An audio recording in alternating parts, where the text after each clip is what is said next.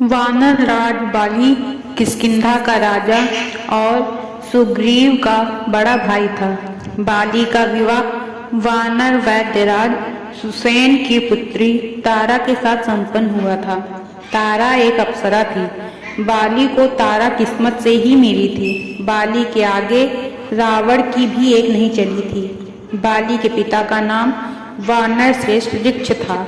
बाली के धर्म पिता देवराज इंद्र थे। बाली का एक पुत्र था जिसका नाम अंगद था। बाली गदा और मल्ल युद्ध में पारंगत था। उसमें उड़ने की शक्ति भी थी। धरती पर उसे सबसे शक्तिशाली माना जाता था, लेकिन उसमें साम्राज्य विस्तार की भावना नहीं थी। वह भगवान सूर्य का उपासक और धर्मपरायण था। हालांकि उसमें दूसरे कई दुर्गुण थे जिसके चलते उसको दुख झेलना पड़ा। रामायण के अनुसार बाली को उसके धर्म पिता इंद्र से एक स्वर्ण हार प्राप्त हुआ था। इस हार की शक्ति अजीब थी। इस हार को ब्रह्मा ने मंत्र युक्त करके यह वरदान दिया था कि इसे पहनकर बाली जब भी रणभूमि में अपने दुश्मन का सामना करेगा तो उसकी दुश्मन की आधी शक्ति क्षीण हो जाएगी और वह आधी शक्ति बाली को प्राप्त हो जाएगी। इसी कारण से बाली लगभग अजेय था। कहा जाता है कि माया नामक असुर स्त्री के दो पुत्र थे, मायावी और दुदुम्भी। दुदुम्भी महिष रूपी असुर था। दुदुम्भी को अपनी शक्ति पर दंभ हो गया था। वह पहाड़ के समान दिखाई देता था।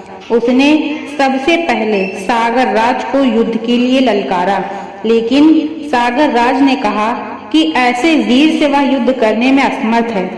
आपको तो गिरियों के राजा हिमवान को ललकारना चाहिए। हालांकि सागर राजा दुदुम्भी के दंभ को तोड़ सकते थे, लेकिन उन्होंने ऐसा नहीं किया। सागर राज की तरह ही हिमवान ने कहा कि तुम्हारे जैसे वीर को इंद्र के पुत्र बाली से युद्ध करना चाहिए। तब दुदुम्भी ने किष्किंधा के द्वार पर जाकर बाली को ललकारा। बाली ने पहले तो दंभी दुदुम्भी को समझाने की कोशिश की, परंतु जब वह नहीं माना तो बाली ने दुदुम्भी को बड़ी सरलता से हराकर उसका वध कर दिया। इसके पश्चात बाली ने दुदुम्भी के निर्जीव शरीर को उछालकर एक ही झटके में 1 योजन दूर फेंक दिया। शरीर से टपकती रक्त की बूंदें महर्षि मतंग के आश्रम में जा गिरी, जो कि ऋष्यमुख पर्वत पर स्थित था। क्रोधित मतंग ने बाली को शाप दे डाला कि यदि बाली कभी भी उनके आश्रम के 1 योजन के दायरे में आया तो वह मृत्यु को प्राप्त होगा। इसी कारण बाली कभी भी ऋषिमुख पर्वत पर नहीं जाता था और सुग्रीव ने बाली से बचने के लिए यहीं पर शरण ली थी। स्त्री के कारण ही बाली के दुदुम्भी के भाई मायावी से बैर हो गया। एक बार अर्धरात्रि में किष्किंधा के द्वार पर आकर दुदुम्भी के भाई मायावी ने बाली को युद्ध के लिए ललकारा। बाली तथा सुग्रीव उससे लड़ने के लिए गए। दोनों को आता देखकर मायावी वन की ओर भागा तथा एक गुफा में छिप गया।